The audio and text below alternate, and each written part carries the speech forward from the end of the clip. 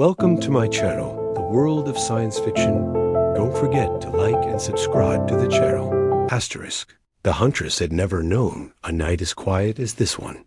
And as she stepped into the abandoned star temple, her breath tightened as if the air itself was watching her. 15 years she had chased him, across worlds full of ice storms, burning deserts, black oceans, and hollow moons that echoed with the voice of her obsession. The human man she hunted had become a shadow living inside her own heartbeat, a mystery she could not forget, a name she could never say without feeling her pulse rise. She once believed she wanted him dead, but somewhere along the long chase through ruined planets, dark forests that whispered warnings, and quiet star stations where she found his messages left on steel walls, her anger slowly turned into something she could not understand, something that warmed her at night and broke her in the morning. And now he stood at the end of the hall, right where the cracked floor glowed with faint blue light, waiting without fear, without a weapon, without even pretending to hide. She felt her legs weaken, because it was the first time she was seeing him not as a moving shadow or a distant figure escaping into smoke, but as a real man, solid, calm, almost heartbreakingly familiar. He turned slowly, his eyes soft yet unbearably tired, and for the first time she saw the weight behind them, years of running, years of killing, years of surviving alone. Behind him lay the bodies of 9 hunters who had failed before her, and, though she had hated them for the mission they shared, she still felt her chest tighten at the sight of their stillness. But when she looked back at him, she felt a different kind of ache, one that shook her deeper than any fear she had ever felt. The way he looked at her was not like he looked at the 9. He didn't see an enemy. He didn't see a killer. He saw her, and that terrified her more than anything else. Her fingers trembled around her weapon, but she couldn't lift it. Not against him. Not after all these years of hearing his voice echo inside her mind whenever she couldn't sleep. "Why didn't you run tonight?" she finally whispered, surprised at how weak her voice sounded. He closed his eyes briefly, as if her question carried more weight than she intended. "Because I don't want to run from you anymore," he said softly, his voice breaking at the edges. That answer hit her harder than any blade ever could. She remembered every planet she chased him across, every night she camped by fires he left still warm, every quiet message he carved into metal walls, some warnings, some directions, some silent hints that kept her alive when she should have died. She thought he was mocking her, leading her like prey. But now she understood he had been protecting her. The realization made her legs tremble. "You saved me," she whispered, struggling to breathe. "All those times it was you." He didn't deny it. "I never wanted to hurt you," he said quietly, stepping closer with slow, careful movements. "But I couldn't let you stop chasing me either." Her heart twisted. "Why?" His eyes locked onto hers with a depth so emotional she had to look away for a moment. "Because you were the only one who looked at me like a person, not a monster." Her body froze completely. For years, she had been told he was dangerous, unstable, a broken experiment that needed to be erased for the safety of the galaxy. She had repeated those words to herself whenever her heart softened. But now, hearing the pain in his voice, she realized that the Empire had created that fear, not him, and maybe she had always known.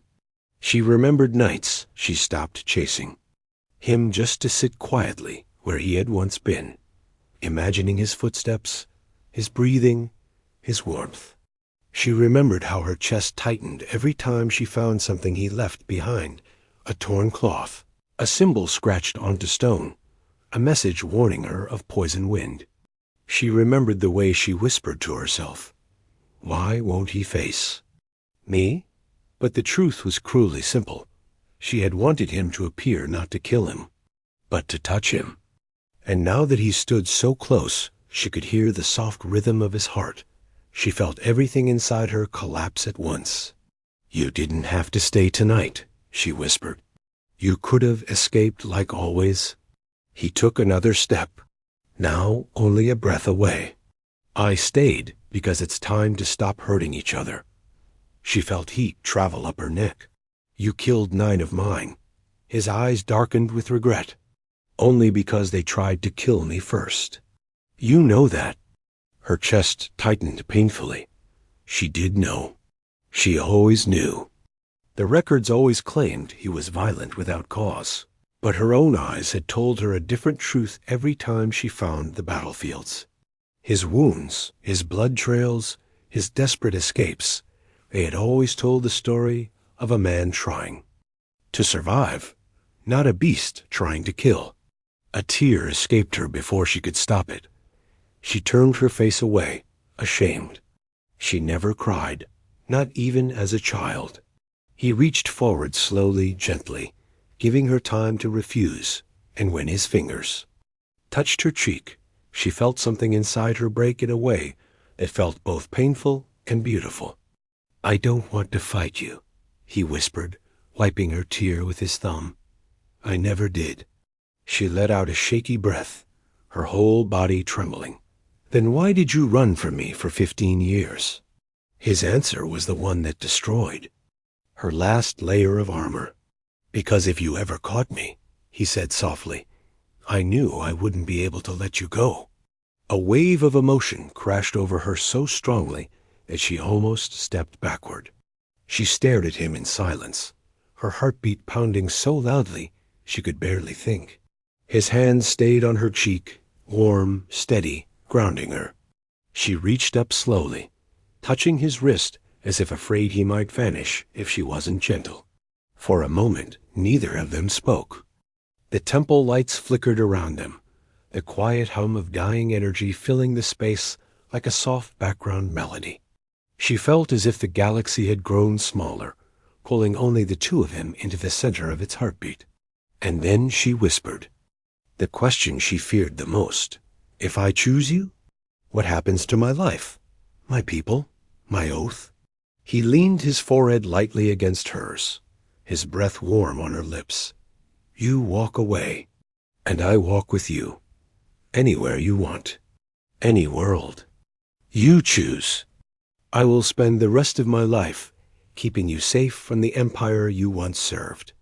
Her chest tightened with a mix of fear and longing. "And if I choose my mission?" His voice cracked slightly. "Then you kill me, and your life goes on." She felt a tear fall before she could stop it, landing on his hand. She had chased him for 15 years, but she had never imagined this choice, this crossroads between duty and love, between everything she was taught and everything she felt.